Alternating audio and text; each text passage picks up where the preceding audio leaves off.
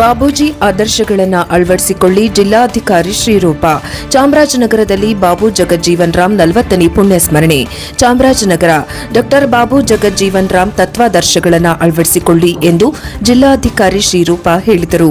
ನಗರದ ಜಿಲ್ಲಾಡಳಿತ ಭವನದ ಜಿಲ್ಲಾಧಿಕಾರಿ ಕಚೇರಿ ಸಭಾಂಗಣದಲ್ಲಿ ಆಯೋಜಿಸಿದ್ದ ಮಾಜಿ ಉಪ ಪ್ರಧಾನಿ ಹಸಿರು ಕ್ರಾಂತಿಯ ಹರಿಕಾರ ಡಾ ಬಾಬು ಜಗಜ್ಜೀವನ್ ರಾಮ್ ಅವರ ಪುಣ್ಯ ಸ್ಮರಣೆ ಅಂಗವಾಗಿ ಬಾಬೂಜಿ ಭಾವಚಿತ್ರಕ್ಕೆ ಪುಷ್ಪಾರ್ಚನೆ ಮಾಡಿ ಮಾತನಾಡಿದರು.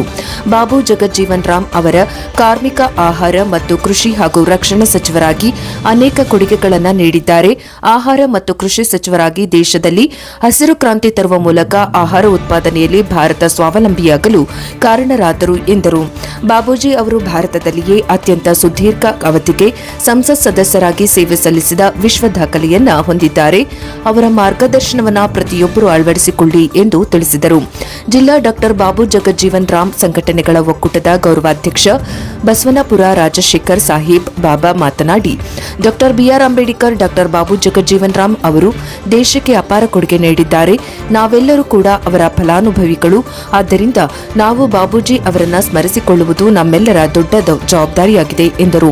ಡಾ ಬಾಬು ಜಗಜ್ಜೀವನ್ ರಾಮ್ ಅವರು ದೇಶದ ಉಪ ಪ್ರಧಾನಿಯಾಗಿದ್ದು ನಿರಂತರವಾಗಿ ಅನೇಕ ವರ್ಷಗಳ ಕಾಲ ಸಂಸದರಾಗಿ ಕೇಂದ್ರ ಸಚಿವರಾಗಿದ್ದರು.